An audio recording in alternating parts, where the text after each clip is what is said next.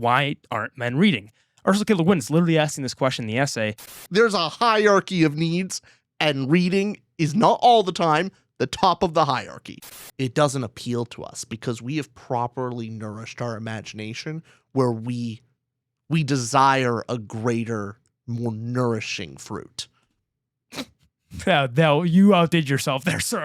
That was pretty nasty and pretty pretentious.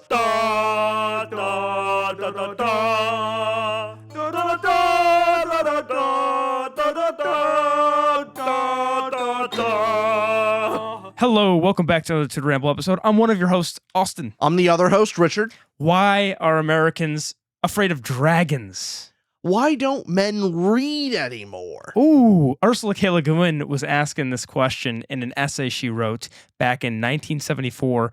The title of said essay was, Why Are Americans Afraid of Dragons?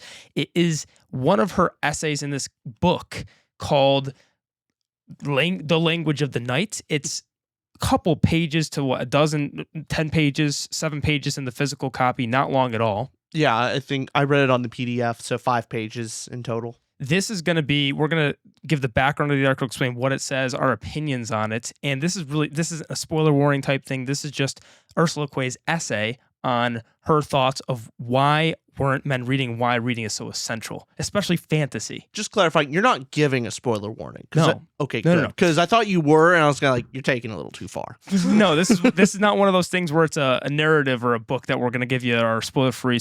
No, this is an essay that you should go read in the description below. Either read it before watching this or afterwards. We're going to discuss it. And we're going to get a little geeky on this one again. We've been in the essay territory for a little bit because these small articles of sorts pack a punch. And this one packed a punch for me. How did you like the essay? I did. I can definitely tell the date of it. This is interesting for me. I see both my father in this essay. I see like this essay being written in 1974. I get its time. I'm curious on how you're taking it on its value now. Right. Is it still true in 2025? I'm not 100% sure, but I think it's still something to talk about. Oh, yeah. I at the very least, I don't know how if it's the same situation as it was, but I think it's still somewhat true today. You're right, where it definitely speaks to the era. This definitely reads as if it was written in 1974. Mm-hmm. I think it's a lot, the core of it is still very applicable. Yes. And it's cool to see what observations Ursula K. Le Guin was making at the time, because you'll see in our thumbnail of this video, we say, why aren't men reading? Ursula K. Le Guin is literally asking this question in the essay, and you see a sort of trend today. You'll see it on Twitter, X, wherever. You'll see it on Book Talk, BookTube. This topic of why aren't bookstores marketing toward men? Is it a chicken and egg thing? Is it the publishers and marketers aren't serving men, or is it men aren't reading enough? This is a conversation happening today. And you look back in 1974, clearly this is a conversation that didn't just sprout in 2020 to 2020s. I thought that was just interesting enough because we read this this was an accidental read of somebody recommended, hey, you guys have been into Tolkien and C.S. Lewis articles. What about Ursula K. Le Guin stuff? Yeah. So, reading this, I went, oh, this is very relevant to today. Did you find the same? It was just as relevant, or you said it spoke to your dad in a way? What did you mean by that? Oh, I've just, as Ursula K. Le Guin in this article or in this essay is talking about how the ultimate question of when someone who doesn't read a lot of fantasy or sci-fi will ask you, well, what's it for? What does it do for you? Does it, is it improving your skills? Is it improving your social class? Is it making you more money? Like, what's the purpose of it? What's the point? I've heard my dad from that of there's great literature, but there's a lot of stuff out there which it's just entertainment, or it's fantasy, so it's pointless. I've heard that from a fellow dick as mine too. You've said that plenty of times. You have a very particular way of saying this is literature or this is not, and you command which one is worth your time. Thing is, both are worthy of time. Entertainment is of value. That is a thing. Just not self-help value. Not 2 in a row. Not 2 in a row. No, No, you have your limit. There's a rule, and the rule is there for everyone, but it's mainly there for certain people. You know what I mean? You're trying to help them out of their self-help. There are people out there that could handle 2 self-help books in a row. The rule's not for them. The rule is for the other people that just keep reading self-help books and never actually helping themselves because they get the dopamine hit of like, ooh, I was so productive because I read a self-help book. And it's like, you didn't do shit. You're speaking to somebody right now, and they know you're speaking to them. I'm speaking to a specific person on the self-help thing. Now, Ursula Le Guin would, and I assume you would not say that for fantasy. Don't read 2 fantasy books in a row. Don't read 2 sci-fis in a row. No, her whole point here is that this is the most truthful thing that you can actually read. I love her quote at the end of this. I hate to start at the end, but this is the last line it's really sticks with you, and will give you the build up in this essay of how she gets here. So the essay ends with her saying, "It is by such statements as, once upon a time there was a dragon, or in a hole in the ground there lived a hobbit. It is by such beautiful non-facts that we fantastic human beings may arrive in our peculiar fashion at the truth." Oh, very much is a continuation, or I'm sure Ursula K. Le Guin read Tolkien's essay on fairy stories. Positive, because very much very similar thesis statement, but her angle is going a little bit more of an analytical eye toward men at the time. Do you think that is applicable still today, of the stereotype of men being far more mission focused and like just an aversion to fiction in general, seeing it as a very feminine exercise rather than reading, say, a book on finance, a book to learn some skill to, accomplish a goal? It basically also, I think it's something applicable to, you see men's self-help online content is also a similar vein sometimes. And that's not me like knocking against, self-improvement, but there's this type of the person who's like, yeah, you like rise and grind, like only get that grind set. Only like have a super efficient time scale, only do work. You need to work from sun up to sundown, no room for entertainment. What's that viral guy, Ashton Hall or something, that had the morning routine that went viral? The funny one, yeah. That was like something with bananas, and then got up at 3 a.m. and by 3:02 a.m. finished their workday by 3:04 a.m. Just that hyper efficiency. Yeah. I'm kind of curious, like that seems to be almost the exact type of thing that Ursula K. Le Guin's talking about. Yeah, the title of this is almost a misnomer, because she says, "Why are Americans afraid of dragons?" She talks about American, but then it should be, "Why are American men afraid of dragons?" Because she says there's 4 characteristics in here that are related. These are American characteristics. It's our Puritanism, our work ethic, our profit-mindedness, and even more, our sexual mores. Those 4 things. Sexual mores. Mores. Okay. Yes. I was saying mores the whole time I read it. So good. Mores.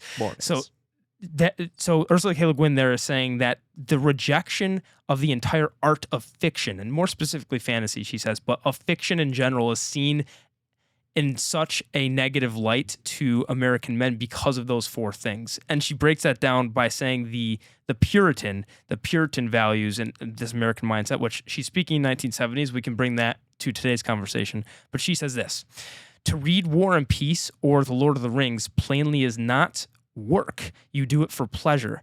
And if it cannot be justified as educational or as self-improvement, then in the Puritan value system, it can only be self-indulgence or escapism. For pleasure is not a value to the Puritan. On the contrary, it is a sin." That's the line she says there. What do you think about that? Because the highlights there is that basically the Puritan value is looking at hedonism, self-indulgence. If this is thing for enjoyment, you are participating in more of a sin than something that is actually valuable to your life. Yeah, I mean, in general, balance is the right key here. I mean, there are plenty of people out there, everyone knows, like, there's someone who's too self-indulgent, who only is only willing to deal with immediate pleasure and is not willing to delay gratification for Mhm. a greater, higher goal.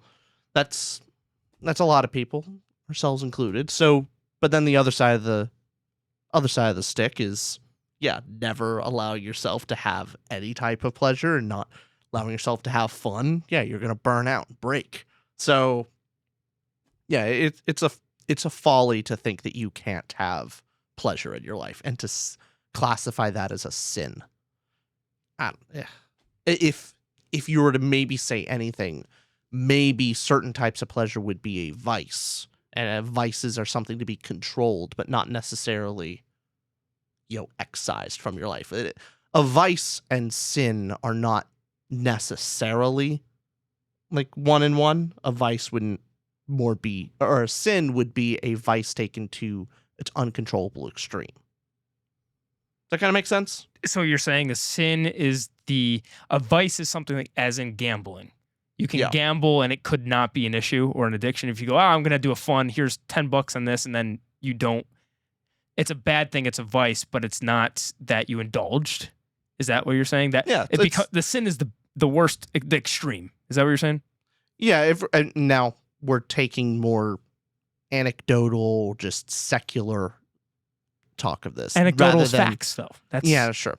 No, this is a secular look at it rather Yeah. than a religious aspect, but in terms of religion, from at least my interpretation from friends talking to me about it, of like liquor. Liquor is a common thing of liquor is a vice, and for some people that vice can be almost sinful in nature. Some people can't control their vice, and that could be sinful, and that can lead to gluttony and lead to a bunch of other things. But it's individual in nature, so some people can handle it, some people can't. I'm wondering if fantasy books, you see the amount we read of, like, is it a sin at a certain point where you're only reading it and you shirk other responsibilities to a great degree that you're only reading fantasy? And Le Guin's arguing that this Puritan mindset is why American men didn't or don't typically read fiction, because it is seen as something that is for simple pleasures.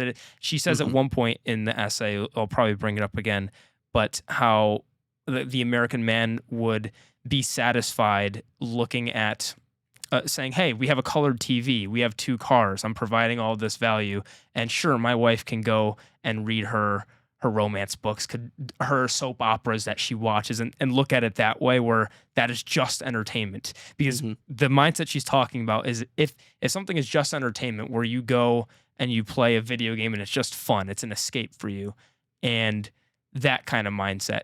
I guess I'm curious what she'd say today, because you look at book reading compared to doom scrolling and TikToks and social media, and books are not even close to being seen in that respect. There's a lot worse you can do for pleasure. That is true. In your time today. The times have changed. Even the trashiest of is the trashiest novels. Yeah. Even Ursula K. Le Guin was talking about how if the American man reads in 1974, it would be a pulpy Western, or say a crime drama, or some self-help book, because all those things are real. Self-improvement is something that directly affects your life. The nonfiction, like a crime drama, well, crime really does exist. It's real. It's something. The fantasy, or what was the last one? The first one I said, but the last one I did. Say again. We started out Westerns. The cowboy used to be real, and so it is still in reality. But there's some. It's just not true. A lot of those pulpy Westerns just lack any type of substance of truth, and to Ursula K. Le Guin, that's actually a highlight of it. That it's not, to be true, it needs a little bit of the fantastical. You need to be reaching a little deeper in the imagination, and that is to be repulsed. But yeah, nowadays you take the trashiest book and it still doesn't compare to the other options available today. And people could certainly read for just pleasure. Obviously, on this, We read we've for gone pleasure all the time. we Like primary. read for pleasure. Although I think the point she's making about this is just the first of her 3 or 4 Mhm. points of why American men don't read, this Puritan mindset. I think the reason I read is almost contrary to this, because I don't see books as just pleasure. If books was just pleasure, which it certainly is, it certainly is fun, especially when you're reading a good book. But I see what Le Guin also sees is a value beyond just it being fun. It's why if I read for hours and hours and hours throughout a day, or it's a 6-hour reading session, I'll often not feel guilty about that. Whether that's I've been conditioned to feel so, or society tells me reading's good, whatever that might be. If I read for a long period of time, I'm not then looking back going, what a waste of time. Even if it's a bad book. I read another book to this. Yep. Do you think that applies to all books that you've read? Or there's some books where you go, maybe I shouldn't have spent 6 hours reading this book? It applies to all books for me. Really? Yeah. All books? Yeah. I haven't had a time, and this is what I try to do with my hobbies or spending time on things. And if I spent 6 hours playing a video game, personally, I would look and go, all right, I should have done other responsibilities. I should have done, you can read for too long. However, you can often tell, you can often tell what's a good or bad thing to do, always in hindsight, with how much you regret spending time doing that thing. Mhm. And why I've always gravitated towards reading is it's also one of those things that, with all the entertainment options and with all the things you can spend your time doing, books feel more rewarding to me. Books feel as in, even if it's a bad book or something that is just straight up entertainment, romp, etc. For me, the value is, I get another perspective on, I want to write as well. So it has some value as I want to learn about writing craft, even it's learning what not to do. Or we get to discuss on here, or just simple conversation if someone else has read the book. Oh, that's something that I read and I can insert myself in the conversation somehow, versus playing a video game for 6 hours. I'm a huge gamer. I was a huge gamer, so no flags whatsoever at gamers. But if I play Clash Royale for 6 hours, that doesn't do much for me socially outside of just playing the game for 6 hours. There's always some excuse I could make to be, there's some value outside of just entertainment. And basically what Le Guin says later in this essay, I 100% agree with, of why I value fiction and value fantasy. But do you find yourself thinking the same thing? Is the book reading, do you see it as this pleasure-seeking thing that she says that the American man was, especially in the 1970s? Because I think times have changed with technology, but do you see it when you read as just pleasure or a lot of pleasure? What's your pleasure percentage when you read? It depends on the book. How much do you please yourself? How much do I please myself? Yeah. It depends on the book, but it also depends on other things I have to do. Because I definitely see there is a point to the whole idea of like the Puritanian culture of like, in a high stress society, if there is, in times of war, in times of great famine, where a lot of whatever it has to be, like a lot of work's got to get done, of not just, work for the mind, but no, the crops need to get picked, the widget factories need to be made, and or else everybody's starving. There's a time and place of like when then you see, if you're like working 12-hour shifts of like just trying to get food on the table and you're like barely keeping it together. Well, just put an audiobook in, loser. Yeah. Then you look over at someone your same age and like helping hand going, I did my 8 hours and I'm reading a book for the next 4. And you go, you fucker. Like help us. We're starving.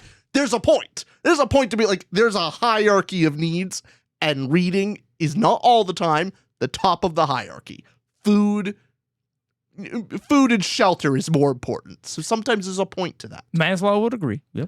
But even in the 1970s, life's pretty, shelter's good. Food's pretty good. Like, even then, we made such great strides in, dominating world hunger as a problem. Well, she's also speaking to the American man who does. They're talking about the person who goes to work, comes back, and she says in the article, the essay, the man who says, "Hey, we have a colored TV, we have several kids and several cars. Like, look at all this that I'm providing. I don't need that for my pleasure. I need things that are improving myself." So all those basic needs are met. It's then what do you do in that? What's the top of the hierarchy? Is it self-actualization?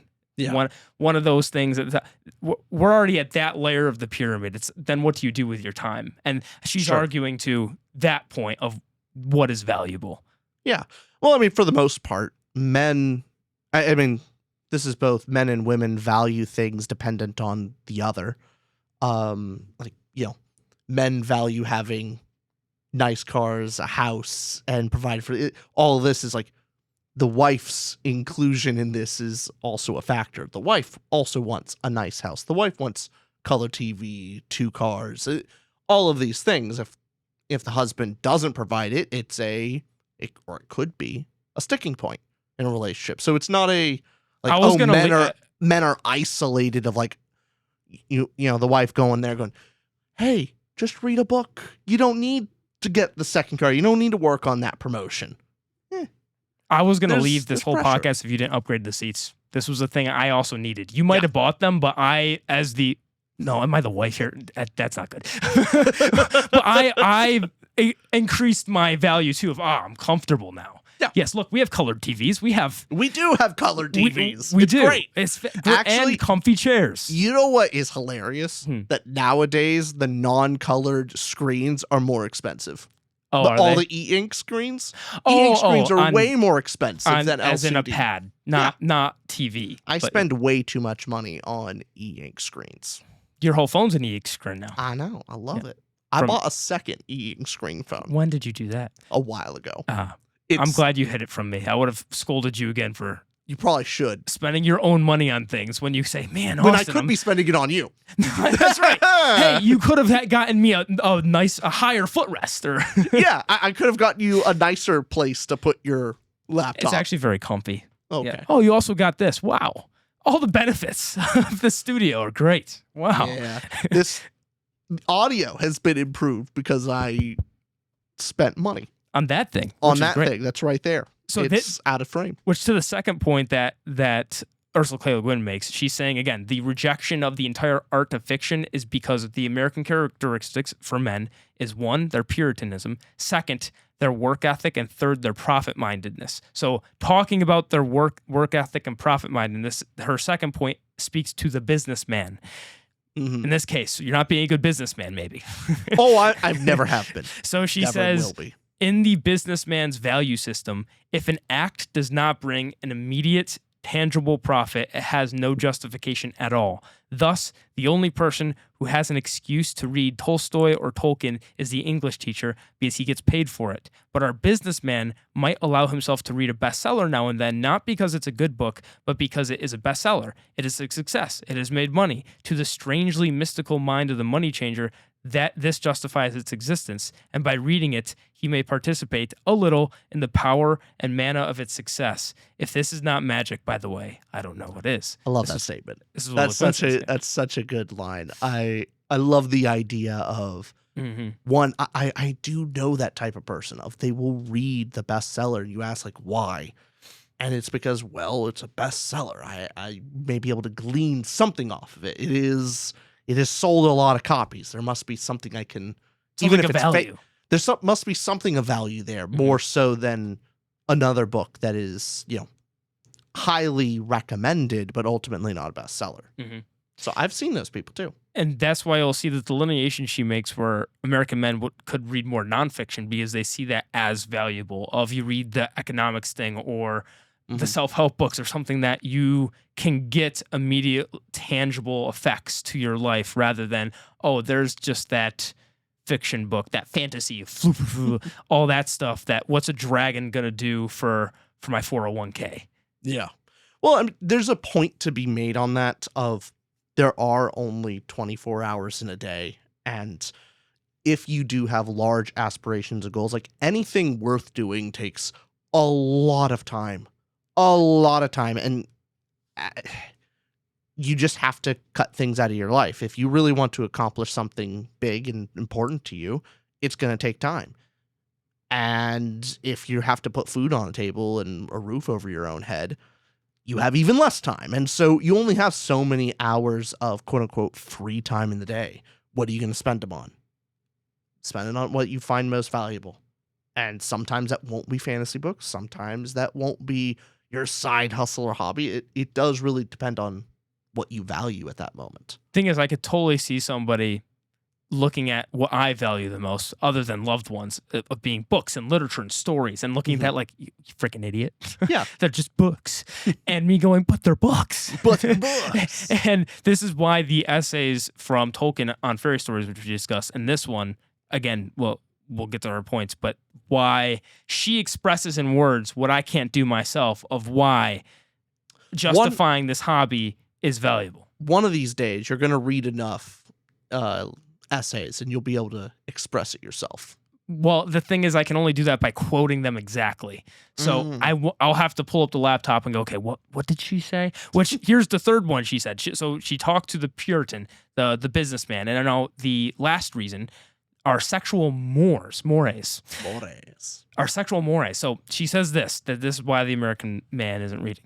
The last element, the sexual one, is more complex. I hope I will not be understood as being sexist if I say that within our culture, I believe that this anti-fiction attitude is basically a male one. The American boy and man is very commonly forced to define his maleness by rejecting certain traits, certain human gifts and potentialities, which our culture defines as womanish or childish.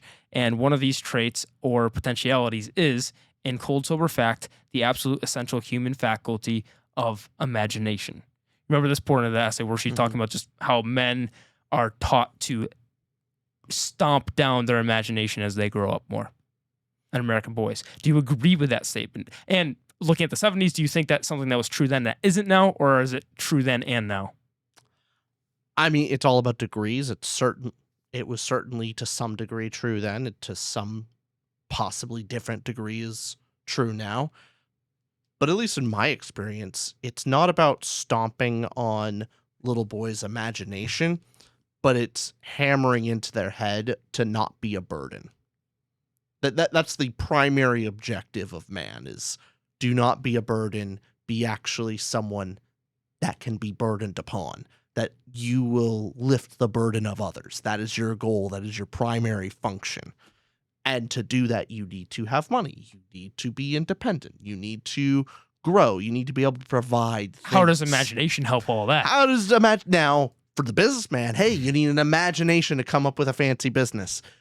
But in many other Or you just get the woman to do that. Yeah.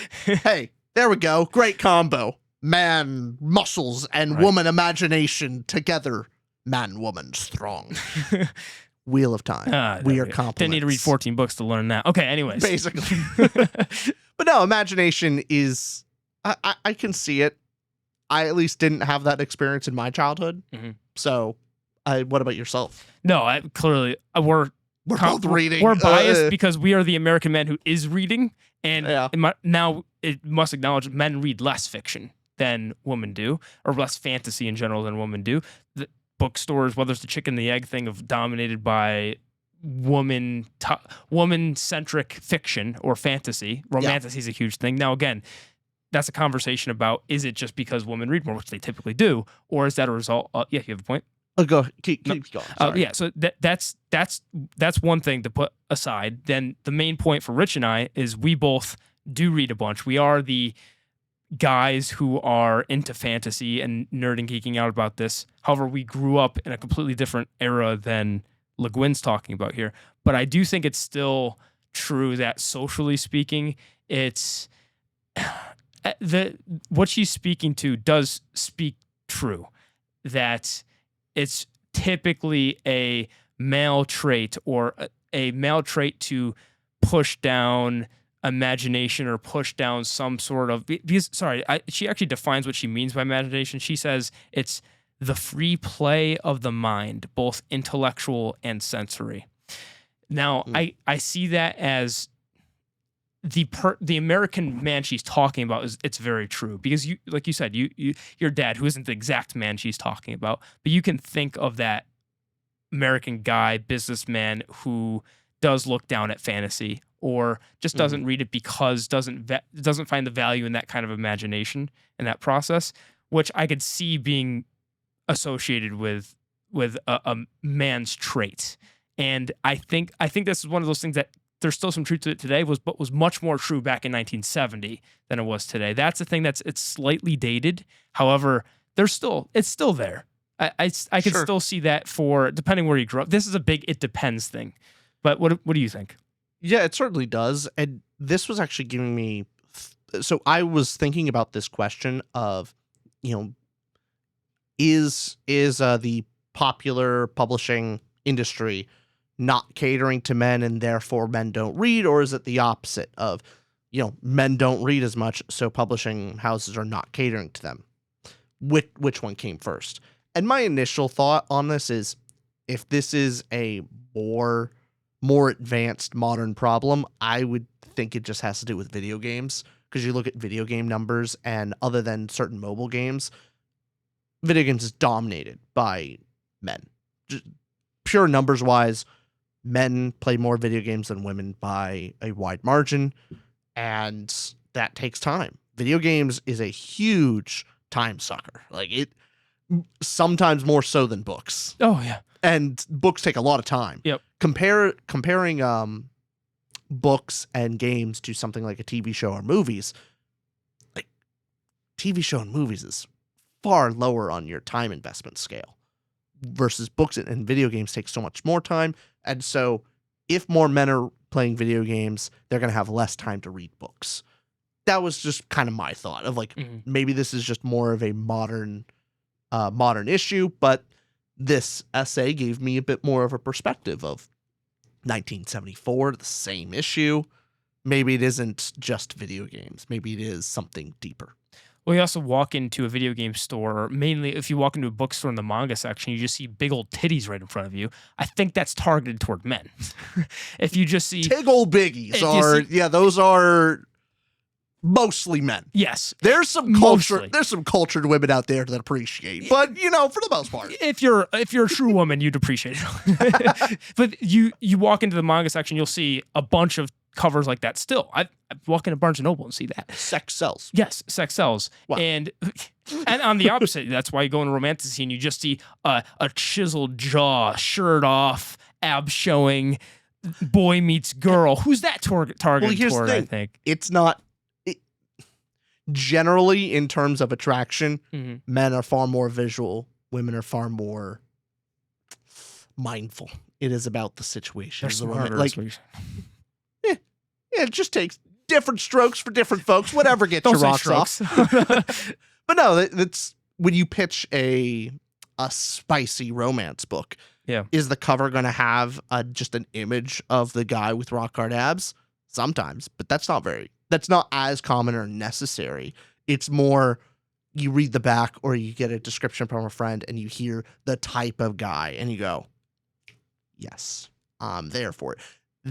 And then for a guy, you don't need, a guy doesn't explain like this beautiful woman with bazongas out to here has the best personality. That's just not how you draw in most guys. It's just tig old biggies. Yeah. And then there you go.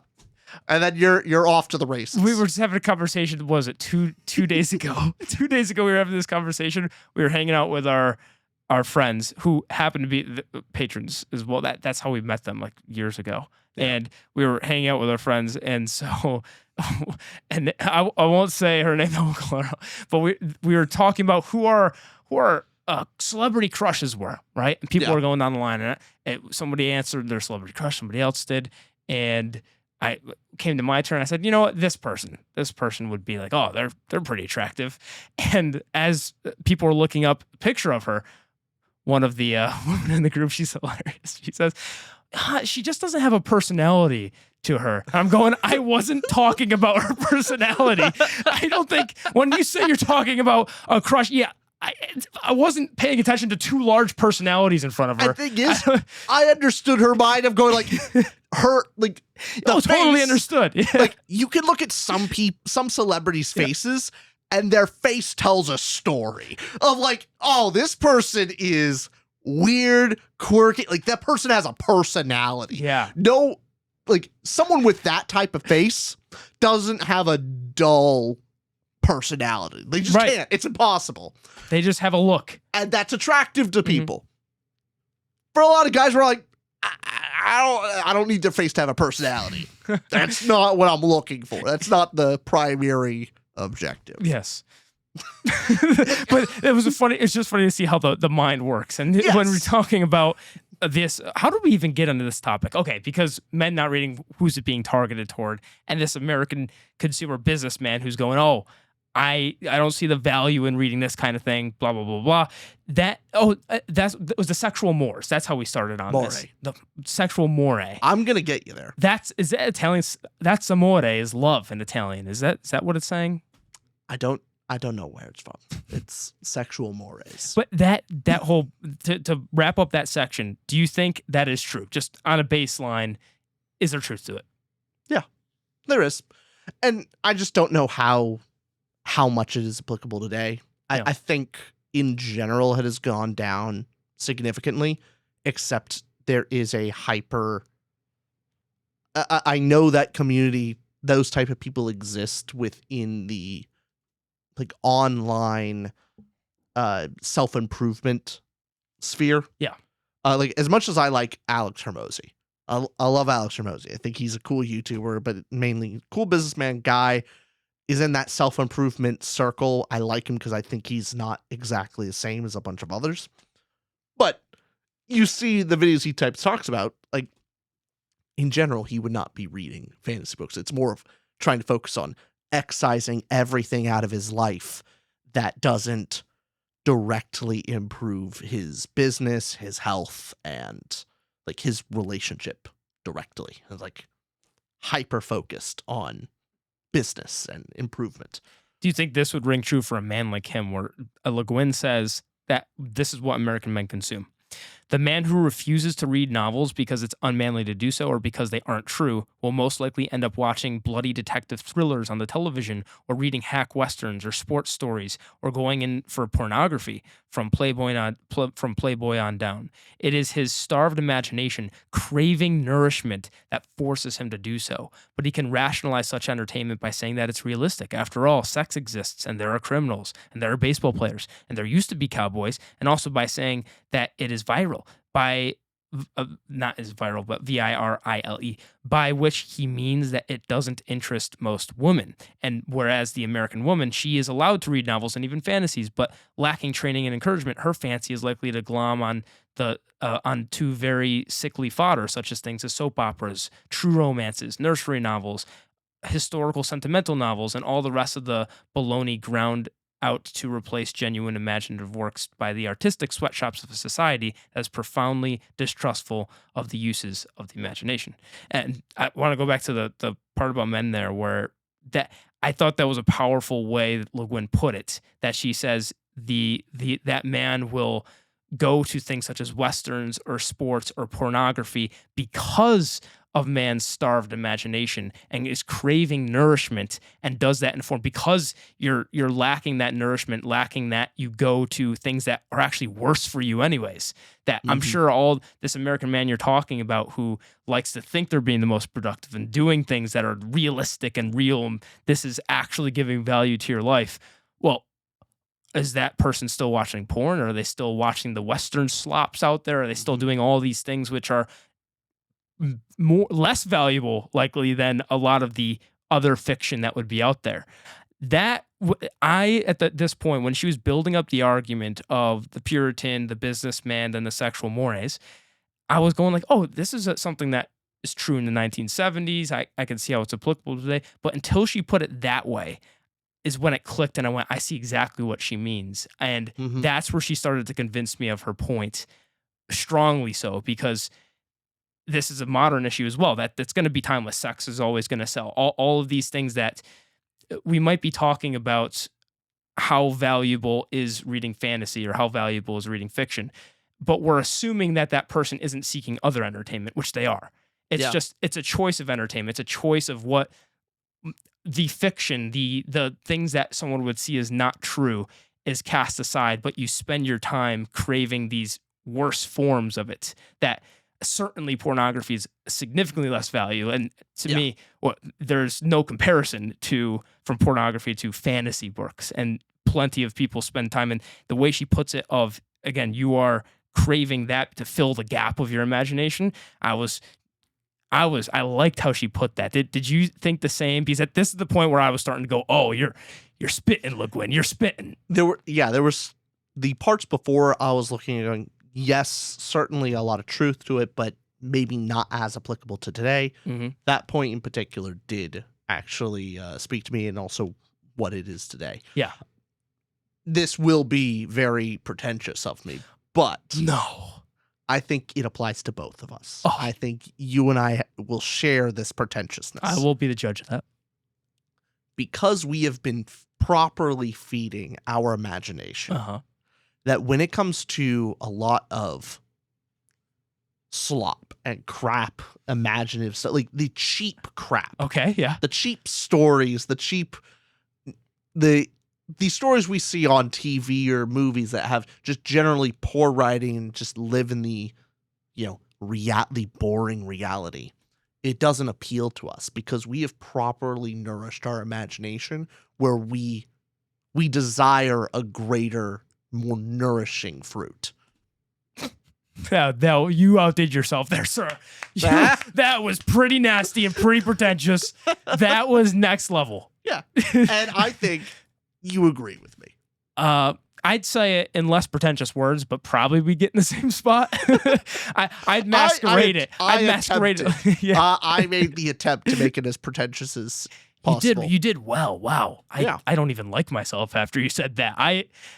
Simple thing is I watch many movies, and then I look at my friend who doesn't read as many books, and they watch a movie and go, wow, that was really entertaining. And then I look at it going, that was fucking snoozeville. Like, my God, the dialogue sucked. Oh, the plot was boring as hell. Not interesting at all.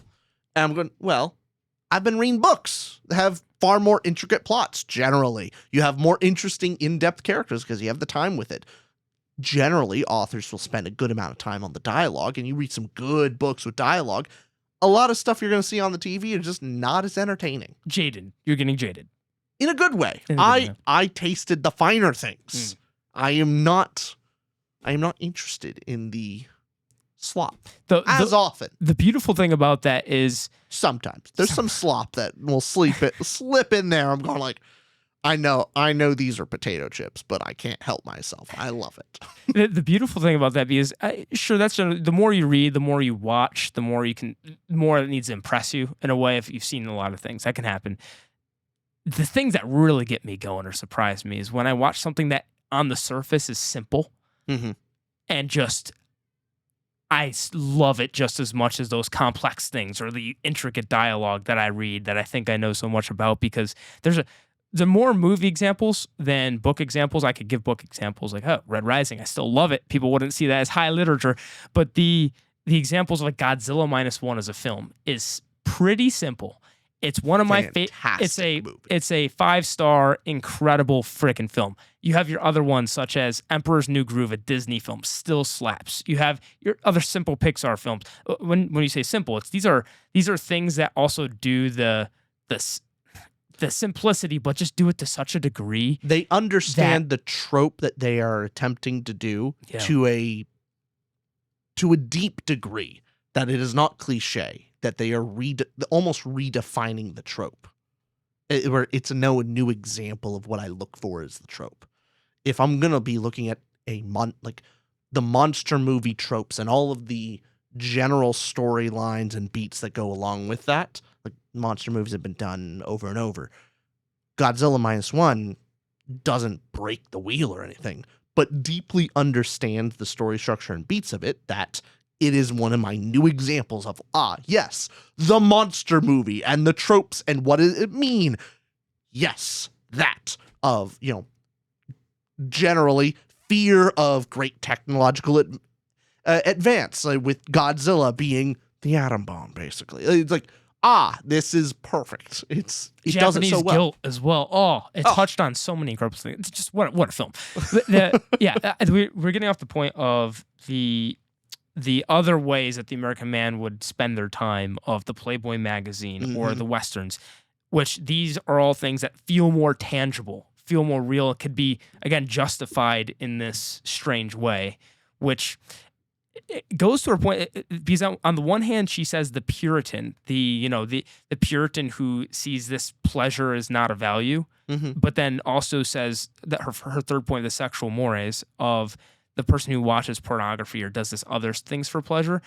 Do you think is she listing out different types of men? Because it seems like the Puritan who sees that the simple stuff just going for pleasure would not be the same person that's falling into the sexual mores. Or I think they are one and the same. Yeah. One, man is a hypocritical beast. So hypocrisy, your name is man.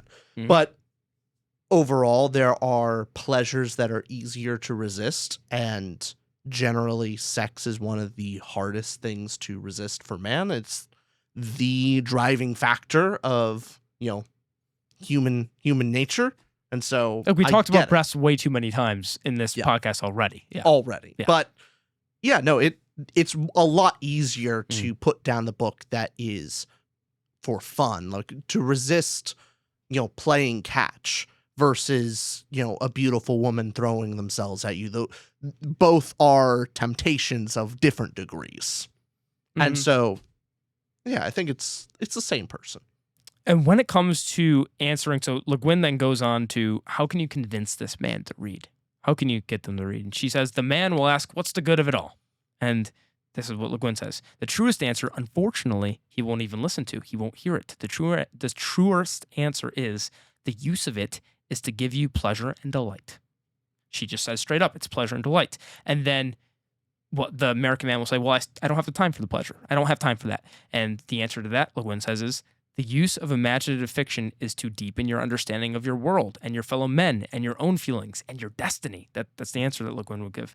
And to which the man would answer that he's got, we talked about this earlier, of, hey, 2 cars, colored TV. He says, yeah, right, Le Guin. Like, look, I have all the things that I want. What else could I possibly want? And this is where it gets to my favorite line of what you get out of reading. This is what Le Guin says.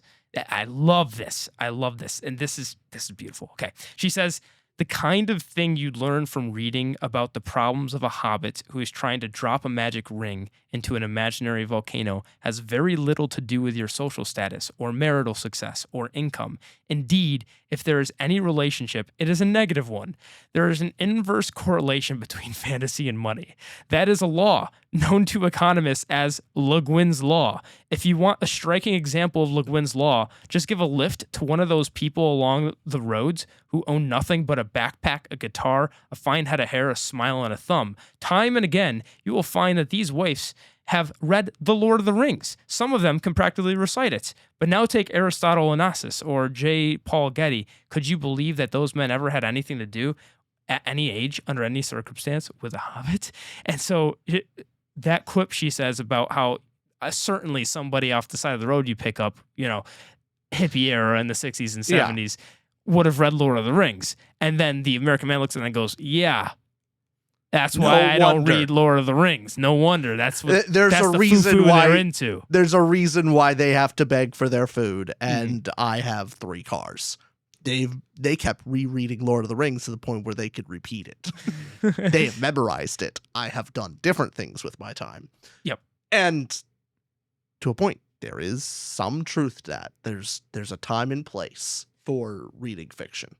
Like, once you have a roof over your head, once you are you're not destitute, then read your fiction then. But if you don't have a roof over your head, get to work, figure it out. Yes.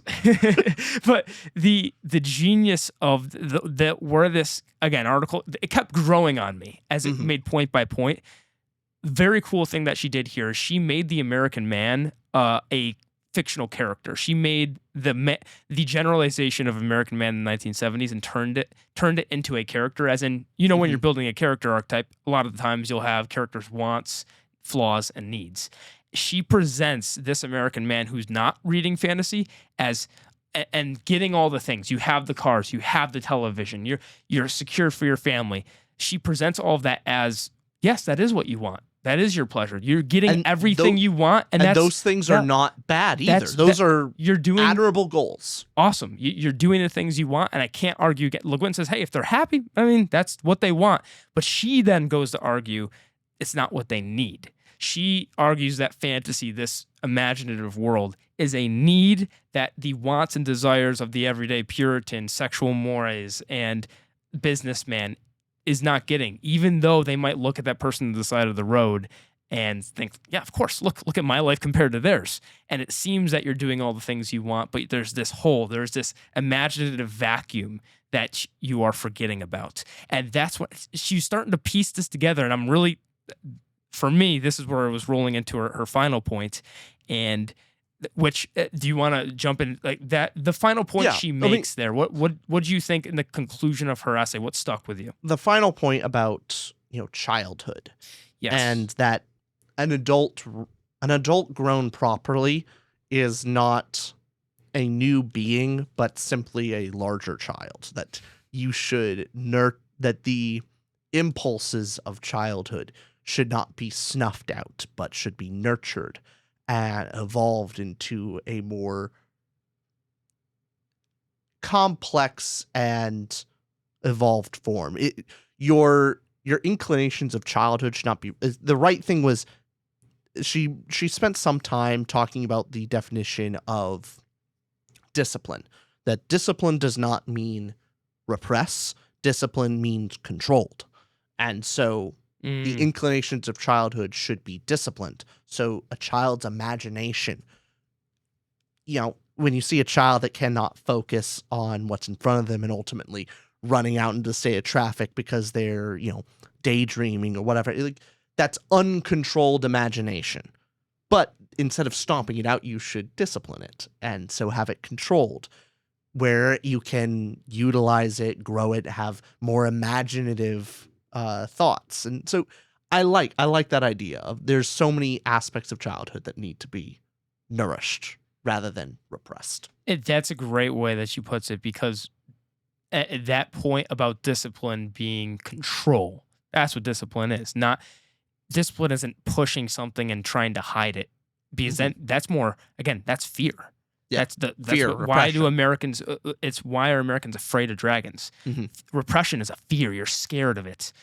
Discipline is an understanding and a control. That's a great way to put it. And there's this quote she says about how all those billionaires in their photographs, they have this strange pinched look as if they were hungry, as if they were hungry for something, as if they had lost something or were trying to think where it could be, or perhaps what it could be, what it was they've lost. Could it be their childhood?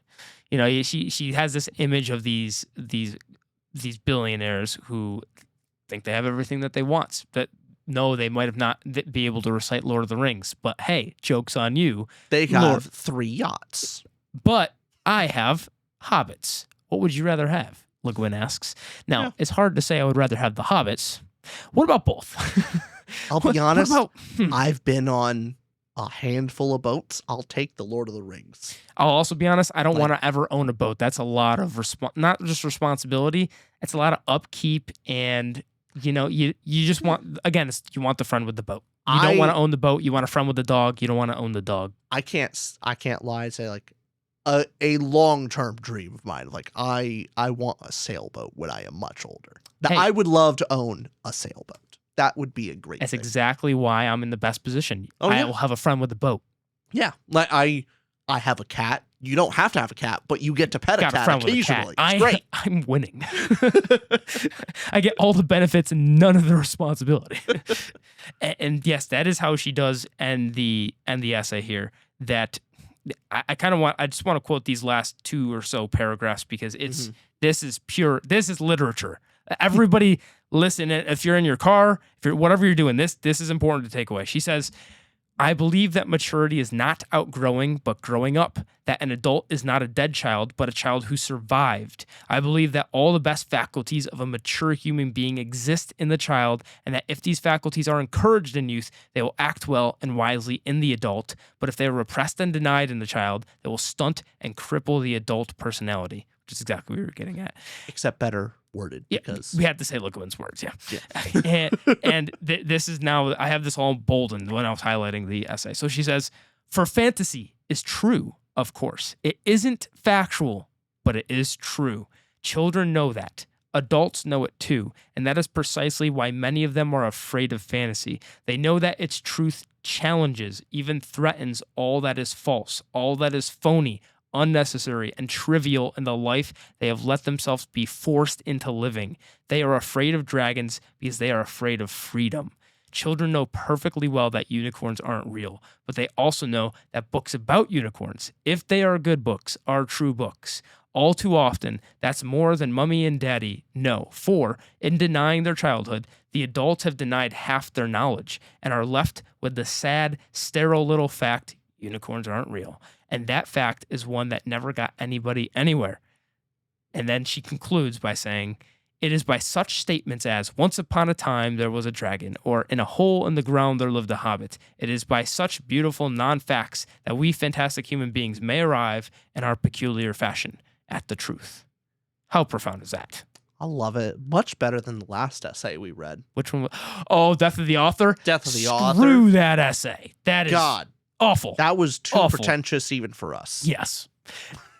Look, Guin brought it all home by saying this, and as lame as it sounds, because if I was at a bar with somebody and, we're out with the boys, we're playing, everyone's watching sports ball, I went, guys, like fantasy, man, fantasy and imagination is what's really important and what we all need. Immediately, everyone's going, yeah, fucking loser. Like, what? Yeah. What are you? What are you all saying? Yeah. We've been doing a pretty good job with our friends, though. 100%. We've been shifting them over from sports ball only to sports ball and fantasy. You're right. There's a place for both in their world. However, if you were to say, hey, fantasy's more important than the sports ball stuff. Oh, yeah, they would. Come on. They're not there yet. There's pushback. We'll get there, but one day.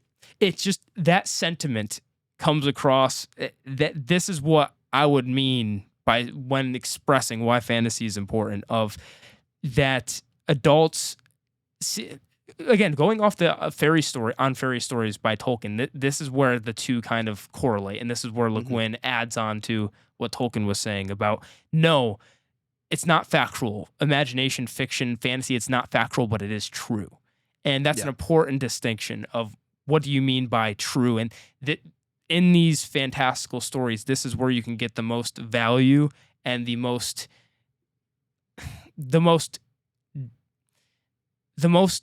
progress as a human being as well. The most you can do for yourself sometimes is engaging with stuff like this. That is, again, this whole essay, I would not be able to express things unless reading this essay by somebody else who could say it smarter than me. A lot of times in life, you delegate. The businessman will delegate things that they don't want to do. Okay, here I need an accountant, I need a lawyer, I need a doctor, I need all these different people to. Books is a delegation of life experience. Yes, and so when you're reading, we are able to read these stories by human beings who have put so much effort into getting some, again, good books. She does. I like how she distinguishes that and says, unicorn stories, the good ones, the good unicorn stories are what we should focus on, because there's still bad literature. There's still bad books out there. Doesn't mean everything's worth your time. There is literature that edges itself a lot closer to pornography than pornography, and sometimes, you know what I mean? So like, it's not all, it's all on this spectrum between just porn and, Old Man in the Sea, somewhere on that scale. Wow. What a, yeah, those are two good examples. Yeah. and so in summary, it seems that she's saying American men don't read fantasy because the Puritan values of avoiding pleasure, the businessman who, fantasy hardly ever makes you rich, right? And sexual mores of it's seen as less manly and your imagination is repressed. So for those three reasons, men don't. But they think they have what they want, but what they actually need are stories, because fantasy, yes, it's pleasurable. She admits it's pleasurable. However, it's also true, and don't let non-facts prevent you from seeing the truth and beauty in fantasy. There's no better way to put it. That is why fantasy, to me at least, I will co-sign on that entirely, of why fantasy is valuable. And she says, In So her you're- words. Don't take my word for it. Take Le Guin's. So if your friend is asking you, like, why do you read so much? What's the point in fantasy? It's just send them Ursula K. Le Guin's essay. And then there you go. Yeah. And you could tell them, guess what? This essay is not fantasy. It is not, it is a factual statement. It is, you're learning something from it. There's a purpose. So you can get your rise and grind friend on the Lord of the Rings train. Hell yeah. Yeah. And that's also a funny thing to think about how Lord of the Rings in the 60s and 70s was a very hippie thing Oh yeah. to read. You look It's weird. today, it's not a hippie thing anymore. No. Definitely not. Like, I mean, it if could still be a anything- hippie thing, however. Yeah, no, if anything, it's the opposite. Yeah. Which is weird. It It's weird to is. think about. Means Lord of the Rings is for everybody. It is. It's the best. All right. Anything you want to add, Rich, to Le Guin's essay or the thoughts? I did want to add in just at the very end here the exception Mhm. of, fantasy and, fantasy fiction, all that doesn't get you rich. Jeff Bezos would like to disagree. He spent his whole life and passion on selling books, and he's also a big fan of Lord of the Rings, and now he's Now he made Rings one of of the Power. richest. And my counter argument falls apart. But no, he likes Lord of the Rings, even if he can't adapt it to save his life, or that is honestly just proof of all the money in the world can't get you good literature. He has infinite money, and he still couldn't make a good adaptation. And that was apparently something he cared about. Like, actually, all the other things, like adaptations, is about money at the end of the day. Apparently, from him, it was like, no, he actually really loves Lord of the Rings, and this was a passion project. He really wanted this to happen. His infinite money couldn't make it happen. That's sad. That it really is sad. I would expect billionaire money to go a little further. It comes back down to the art, the creator of what kind of passion do they put into the project? What vision do they have? What story do they want to tell? If it's about Galadriel, We're not making fun of Galadriel. We're making fun of the way they said Galadriel. I just want that make that point clarified. Yes. Galadriel's the goat. Galadriel is not. That there's a difference. Le Guin, you did it. You did it. You did Did it. it Well, I again. think we should read this actual book with all of her essays in it because We there's probably a lot probably of should. gems in there. Either that or we piecemeal it out and really just stretch the content out. And we do each one its Ooh. own video. That's very businessman of you. That's your Puritan know. values are on fleek right now. What the fuck? am I saying? Someone needs. Yeah. Someone needs to be the businessman between us. All right. That's another Tutor Ramble episode. Thanks everybody for watching. We'll catch you on one where we're gonna do something stupid like a tier list, or we'll be YouTube again. Let us know if you do like these essay breakdowns. That's what we like. Yeah. So. Bye, Thank you. everyone. Bye.